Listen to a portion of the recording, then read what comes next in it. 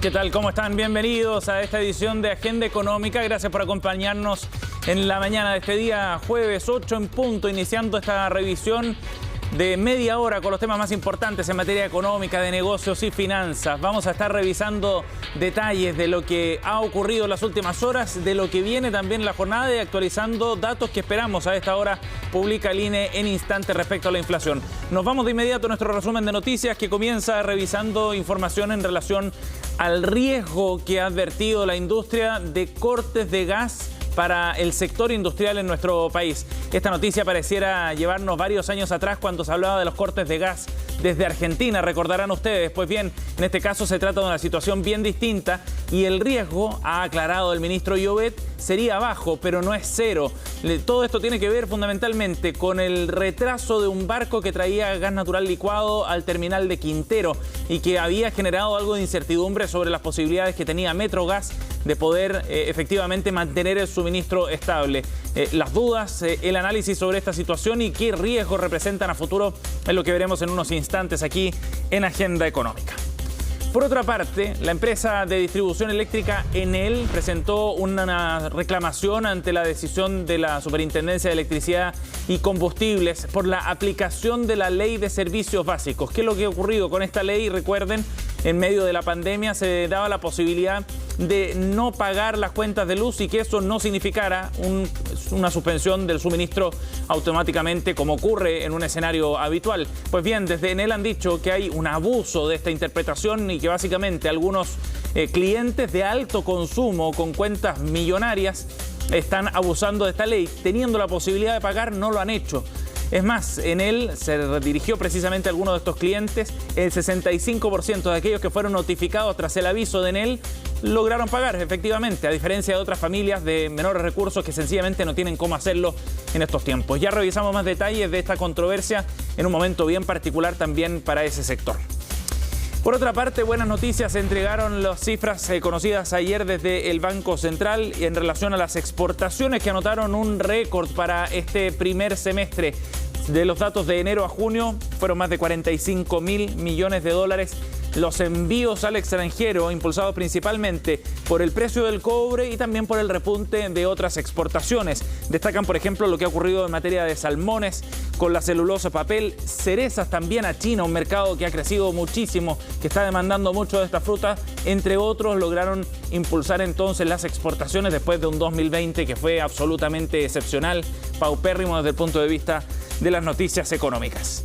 Nos vamos ahora a revisar también detalles del IPC porque ya fue publicado recién nada más el boletín correspondiente al mes de junio. 0,1% fue el aumento de la inflación en el mes de junio. 2,8% de aumento para las bencinas es lo que reporta el boletín. Ya lo vamos a revisar en detalle, pero destacan alzas en transporte, vivienda y servicios básicos y disminuciones de precio en vestuario y calzado por el cambio de temporada. También parte de los detalles que revisamos en instantes con el boletín del IPC publicado hace instantes aquí en el sitio web del INE. Por último, revisemos también datos de los mercados, cómo están operando a esta hora en terreno negativo, principalmente a nivel internacional, sobre todo en Europa. Vamos a ver algunos de los datos principales para comenzar esta jornada. El Eurostoxx cayendo y con fuerza 2,46%, la Bolsa de Londres cayendo en torno al 2 puntos porcentuales también, al igual que el DAX alemán, mientras que el Nikkei japonés cerró más temprano también con números negativos, con una caída de 0,88% en lo que se reporta a esta hora.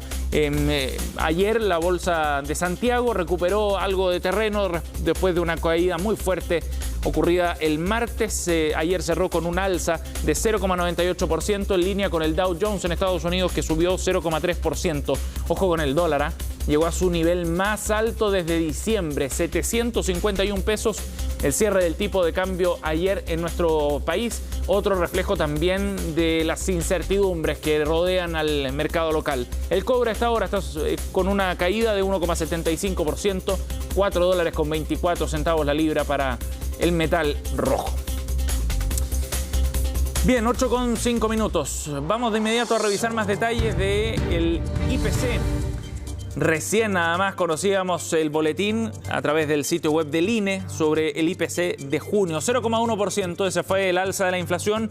Importante mirar este dato con bastante atención porque había más bien un diagnóstico algo preocupante sobre el rumbo de la inflación en nuestro país, las presiones inflacionarias de la mano de mayor flujo en el mercado. ¿Qué destacó en este informe? Bueno, alzas en el transporte y de vivienda y servicios básicos, una disminución también en el ítem de vestuario y calzado. Hay algunos productos, por supuesto, que destacan como siempre. Gasolina, por ejemplo, presenta un aumento mensual de 2,8%. Este ítem ha subido bastante en las últimas semanas. Si bajamos un poco en ese informe, vamos a ver más detalles también del servicio de transporte en bus interurbano. Subió 6,4%. Carne de pollo registra un alza mensual de 3%. Los limones, por otra parte, cayeron y con fuerza, más de 23% en la caída de este mes en particular, 22% en el año. El gasto común, que es otro ítem que regula o que mide más bien también esta canasta, consignó una alza de 2,1%. Es parte de los productos destacados, de aquellos que tuvieron las mayores variaciones, no necesariamente los que pesan más dentro de la canasta, aunque en el caso de la gasolina tiene, por supuesto, una incidencia fuerte dentro de la medición del IPC. ¿Qué es lo que ha ocurrido con la inflación entonces en los últimos 12 meses? Con este dato estamos en una variación de 3,8% por sobre el objetivo en torno a 3% que se plantea la política monetaria en nuestro país. Variación de 0,1% entonces para el IPC de junio. Como decíamos, puede ser una buena noticia pensando en que el inicio de año había estado marcado por números bastante más altos. IPC en enero, por ejemplo, de 7%. En marzo y abril vimos 0,4%, 0,7% en enero. Entonces habíamos tenido cifras que generaban algo de preocupación. El mercado así lo había visto. De hecho, se anticipaba un aumento en la tasa de interés, de la tasa de política monetaria del Banco Central antes de lo previsto.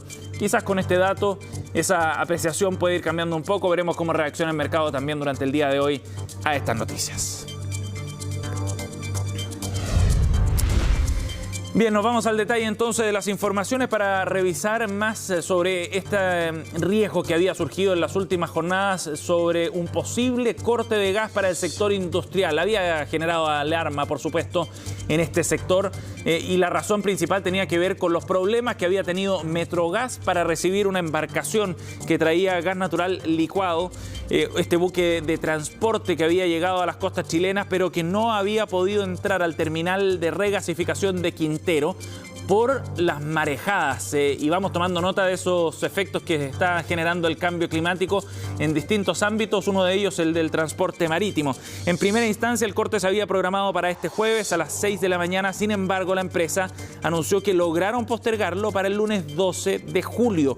Según explican, la suspensión se mantendría de forma indefinida hasta nuevo aviso en una situación que afecta a 300 empresas, 60 de ellas, por ejemplo, del sector metal mecánico. No habría en ese sentido riesgo de corte para los clientes residenciales, pero de todas maneras es una señal de alarma respecto a la situación de las marejadas que ha impedido, por ejemplo, la llegada habitual también de embarcaciones con otro tipo de productos como vehículos. También ha generado retrasos en otros ámbitos, pero en este caso evidentemente que el impacto es mayor, la alarma también, aunque el ministro Llobet en conversación con Emol TV ayer decía que si bien el riesgo no es cero, es un riesgo bajo todavía y es manejable desde ese punto de vista. Todo eso sí, sujeto a las condiciones meteorológicas en las costas chilenas. Bien, vamos a otro tema. En él, como les contábamos en el resumen, presentó un recurso de reclamación en la Superintendencia de Electricidad y Combustibles. ¿Cuál es su reclamo? Bueno, que hay clientes que están haciendo abuso de la Ley de Servicios Básicos. Esta ley fue la que se implementó en el contexto de la pandemia, que evita el corte de los servicios básicos por no pago. Se entendía que había una situación excepcional y que era posible que muchos clientes no estuvieran en condiciones de tener los recursos para pagar las cuentas. Como una forma de garantizar el servicio, bueno, se extendió esa ley incluso hasta fines de este año. El tema es que muchos clientes, dicen él, están abusando de esta ley. Teniendo los recursos para pagar, no están pagando sus cuentas y además son clientes de alto consumo, así los define la empresa de distribución eléctrica. Y es por eso que recurre a la superintendencia para reclamar por una orden que había dado la SEC de reponer el suministro eléctrico a 97 clientes que estaban morosos, que no habían regularizado el pago de sus cuentas. Según señala el recurso de Enel, estos clientes tienen una deuda total, escuchen, de 267 millones de pesos. Es decir, lo que equivale a lo adeudado por 2.160 clientes de consumo promedio. O sea, estos 97 clientes morosos tienen un consumo mucho más alto que el promedio y por lo mismo entonces es que se entiende que tiene una situación financiera distinta. De hecho, Enel ha explicado que cuando se reporta la situación a estos clientes directamente, cuando se les notifica, logran pagar en 2/3 de los casos y eso da cuenta de sus capacidades de pago y por ende del abuso de la ley de servicios que tenía completamente otro espíritu, según ha dicho la distribución eléctrica. 8:11, vamos a ir a otro tema. Estamos en semanas previas a las elecciones primarias y en ese contexto aquí en Agenda Económica hemos estado conversando largamente con los encargados económicos de los distintos candidatos en estas elecciones primarias, tanto de Chile Vamos como en Apruebo Dignidad. Ayer fue el turno del encargado de la parte económica del programa de Sebastián Sichel. El economista Patricio Rojas estuvo aquí en Agenda Económica. Veamos detalles de la propuesta que levanta el candidato independiente que compite en la primaria de Chile Vamos. Hay algunos temas bien interesantes, ya vamos a profundizar en ellos. ¿Cuáles son las principales propuestas económicas? Bueno, por una parte, en materia de descentralización para el desarrollo de regiones, plantea una zona franca en la región de la Araucanía, una zona que es la que tiene los mayores niveles de pobreza en nuestro país, de sobre el 17% según la última CACEN, y con problemas de inversión serios. En materia de vivienda, posponer dividendos cuando haya cesantía o disminución de ingresos. Es otra de las propuestas que ha hecho Sebastián Sichel, el expresidente de Banco Estado. Por otra parte, en materia salarial, propone un aporte salarial permanente para los menores ingresos y a nivel de impuestos, y en este punto nos detendremos un minuto, la devolución del IVA que se gasta en medicamentos y alimentos, una suerte de impuesto negativo que permitiría llevar una devolución promedio, por supuesto, para los segmentos de menores ingresos. Esas fueron las propuestas más importantes, las que destacamos en base al programa, por supuesto, de Sebastián Sichel. Y ayer en la conversación con Patricio Rojas, Nicolás Paut pudo profundizar precisamente en este punto, en este impuesto negativo y en lo que significa esa devolución. Escuchamos a Patricio Rojas. Esa reducción de IVA o eliminación de IVA a las personas más vulnerables no nos parece efectiva, no nos parece eficiente, y aquí tenemos una medida adicional que es devolver un monto trimestralmente de 133.000 pesos. Básicamente el hecho de que se esté entregando un IFE universal prácticamente ha implicado de que tenemos hoy día una base de datos respecto a las familias completamente distinta a la que teníamos un año atrás. Por lo tanto, hoy día poder entregar un monto fijo en un primer momento a las familias más vulnerables, saber cuántas personas están, hoy día es factible. Bien, vamos a ir a otro tema, 8:13. Esta semana conocimos detalles del mercado laboral, de la situación del mercado laboral, bien preocupantes en un informe que ha dado a conocer la OCDE pocos días después de haber conocido el boletín del desempleo en nuestro país. ¿Qué es lo que proyecta la OCDE? Que Chile podría recuperar sus niveles de empleo que tenía antes de la pandemia recién para el tercer trimestre del año 2024. Así es, 4 años pasarán antes de que Chile pueda recuperar esos niveles previos a la crisis sanitaria en el mercado laboral en particular. El bloque prevé que nuestro país se demoraría esto en tener esos niveles de ocupación. Esto no tiene que ver con la tasa de desempleo, que hoy día está en torno al 10%, en niveles relativamente estables, sino con los niveles de ocupación. ¿Qué porcentaje del total de personas que está dispuesta a trabajar efectivamente tiene un puesto de trabajo? Eso significa que tardaría un año más que el promedio de las naciones de la OCDE. El proceso de recuperación será lento y está entre los 4 países que más se demoraría en lograrlo. Solo supera a Israel, Islandia y República Checa, que tardarían aún más. Es bien preocupante el dato que aporta la OCDE en ese sentido. Refuerza la idea también de generar nuevas políticas, una batería de políticas permanentes para la etapa post-pandemia en materia laboral, sobre todo en el empleo femenino, que se ha visto mucho más rezagado que el empleo masculino. Según el documento de la OCDE, durante el año 2020 se perdieron 144 millones de puestos de trabajo en todo el mundo. 8:15, nos vamos a la pausa.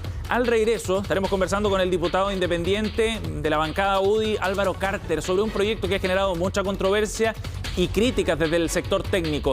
Esta idea de reducir el impuesto específico a los combustibles a la mitad. Vamos al corte y volvemos de inmediato con eso.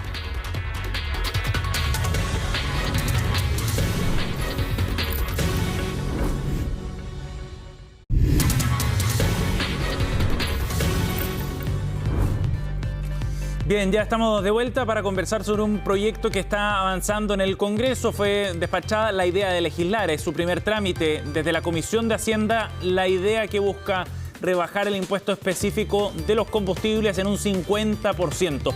Vamos a conversar de este tema con uno de los diputados que impulsa la iniciativa, el diputado independiente de la bancada UDI, Álvaro Carter. ¿Cómo está, diputado? Gracias por el contacto. Estoy muy bien, ¿cómo estás tú? Muy amable, gracias por conversar con nosotros. Diputado, cuéntenos, ¿en qué consiste específicamente este proyecto? Mira, este proyecto es sumamente simple. La idea es rebajar el 50% del impuesto específico a los combustibles por el tiempo que dure el estado de excepción. Pero hemos ingresado una indicación para que se extienda 8 meses. ¿Cuál es la idea? Es poder darle una ayuda a la economía. Justamente con los datos que tú entregaste hace un par de minutos atrás, la economía se va a demorar. Este es el momento en que la tratemos de impulsar lo más rápido posible. Yo sé que tiene harto detractores este proyecto, sí, pero extrañamente son los mismos detractores que decían de que el 10%, si se entregaba, al día siguiente Chile ardía. Y todavía Chile está funcionando. Es más, hay miles de chilenos en este momento en Metro que están trabajando y están tratando de que Chile salga adelante. Diputado, veámoslo al revés. ¿Cuál es el respaldo técnico o la evidencia que justifica este proyecto que, según usted, va a beneficiar directamente a la clase más necesitada, en definitiva, a los grupos de menos ingresos? Sí, acá ha habido un manejo equivocado respecto de los técnicos, porque ellos tratan de comparar los grupos con más dinero con los menos dinero. Y acá nosotros todo el tiempo hemos hablado de la clase media, porque obviamente, aunque usted suba el impuesto 10 veces más, los que tienen más van a poder subirse al auto. Si eso es obvio, pasa aquí y pasa en todas partes del mundo. Mientras más usted suba el impuesto, las personas con menos van a empezar a no subirse al transporte público. Sí. ¿Y qué es lo que pasa? Diputado, pero yo le preguntaba han dicho, yo le preguntaba por la evidencia en particular, la evidencia técnica a favor del proyecto.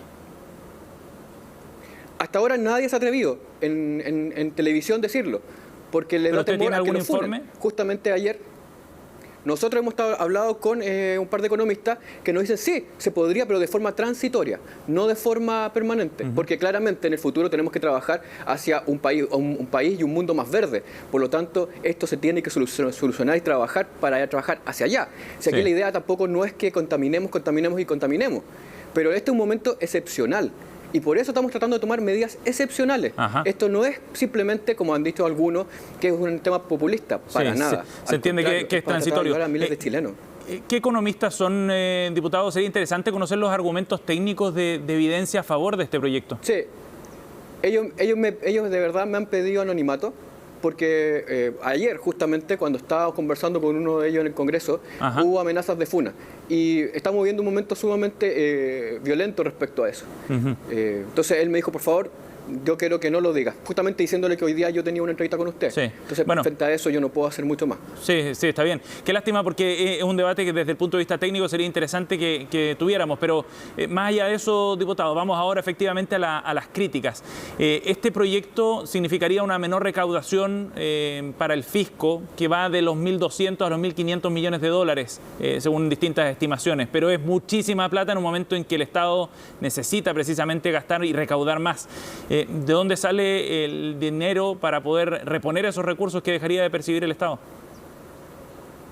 Lo que le hemos dicho al ministro y al gobierno, que aquellos que no pagan, navieras, mineras, del transporte aéreo, ellos están exentos de este pago. ¿Dónde hay que sacar el dinero? De ahí, y no de la clase media. Llegó el momento de la clase media. Es ahora donde la clase media merece que le pongan el hombro. Y nadie se hace responsable. Diputado, usted habla de la clase media en particular, pero el estudio de Alejandro Tirachini, académico de la Universidad de Chile, experto en materia de transporte, hace un cálculo respecto a quienes se verían más beneficiados precisamente, y dice que la pérdida de recaudación fiscal iría principalmente beneficiando a los grupos más altos, al segmento más alto. De hecho, el quintil, el 20% más rico, recibiría más de 413 millones de dólares de beneficio por esta medida, mientras que el quintil más pobre, ¿no?, los de menores ingresos, solamente recibirían un beneficio eventualmente de 26 millones de dólares. Hay una diferencia abismal. ¿No es regresivo este proyecto? Sí, yo escuché esa crítica, lo vi también hace un tiempo atrás. El problema de esa crítica es que vive en un país que no es tal, porque la reconversión de los autos en este momento no es la foto que él tomó cuando hizo este estudio. Mezcla datos de Europa con datos chilenos. Y pareciese que no se da cuenta que la realidad es diferente.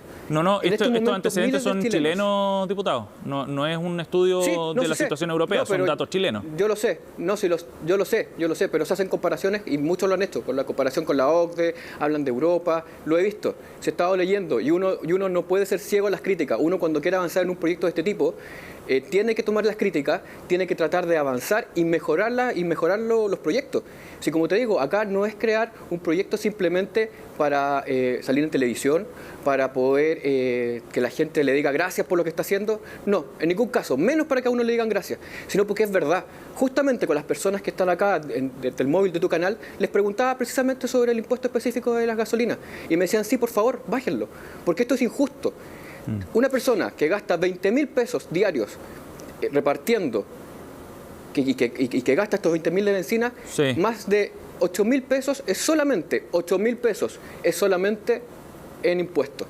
Saca la cuenta, divide eso, multiplícalo por 30 meses. ¿Me va a decir de que eso no le va a ayudar? El gobierno ha dicho no, que esto no va a llegar directamente a los bolsillos. Si tú sacas una suma rápida, por 20 días, por 30 días, te va a dar una cifra muy parecida a lo que era el primer IFE. Entonces, chuta, yo entiendo las críticas, entiendo todo lo que han podido decir, lo estamos estudiando, pero también abran los ojos, que el último tiempo, gracias a solamente escuchar a los técnicos y a la tecnocracia, es que estamos como estamos. La política se dejó de lado, simplemente miró a los técnicos, miró a los números y se olvidó de la gente. Ni tú, ni la persona que está acá con la cámara, ni nadie que está en la calle es un número, son nombres y apellidos. Por y supuesto. En este momento hay gente sufriendo. Y eso es lo que no hemos estado pensando. Este beneficio, a diferencia de los otros que se han dado, sería universal. No preguntaría nada, llegaría directamente a los bolsillos de todos los chilenas y chilenos. Diputado, sí, se entiende la crítica. En estos años, en estos meses, ha sido fácil golpear, digamos, a los técnicos en particular, ¿no? Y se entiende ese punto. Pero este es un proyecto que básicamente, según no solo economistas, sino también expertos en materia de cambio climático, como Maiza Rojas, por ejemplo, que hace poco publicó una columna con la economista Daniela Benavente, coincidiendo en que este era un proyecto malo por donde se le mirara, porque era regresivo, favorecía a los grupos más ricos. Generaba además más contaminación, ¿no? Porque es un desincentivo, en definitiva, el impuesto específico al uso del automóvil. Si se rebaja va a haber más uso del automóvil y que en definitiva no era eficiente porque tampoco está garantizado que esa rebaja en el impuesto llegue efectivamente a los consumidores. Eso fundamentalmente va a depender de las propias distribuidoras, que según el proyecto, entiendo, no están obligados a hacer el traspaso. Entonces, uno ve distintos aspectos y distintas miradas para el proyecto y no se ve el fundamento técnico de nuevo, diputado. Mire, qué bueno que ellos hagan la crítica, porque esas críticas van a ser tomadas y van a ser ingresadas en las indicaciones. Vamos a pedirle a que el Estado se haga parte de esto y que obligue que se traspasen los ¿Cómo se podría hacer eso? ¿Eso fijación de precio, diputado? No necesariamente, porque cuando aquí se baja el precio, no pueden seguir cobrando lo mismo. Tiene que bajar no solamente la benzina, tiene que bajar los alimentos. ¿Y cómo los obliga, diputado, si eso depende finalmente de la elasticidad de la oferta y la demanda nomás? Vamos a hablar con el Ejecutivo. Si acá, hasta ahora, este proyecto ha sido solamente del lado parlamentario y el gobierno se ha hecho el que no ha visto. Aquí la mitad de la historia es el gobierno y ellos tienen que sentarse y poner la otra parte. Entonces, por eso, las críticas más las ayudas del gobierno van a hacer de que este proyecto sea cada día mejor. Bien. Diputado Carter, veremos cómo sigue el debate ahí en el Congreso. Queda un largo camino todavía para el trámite. Gracias por el contacto. Buen día. Que esté bien. Cuídese.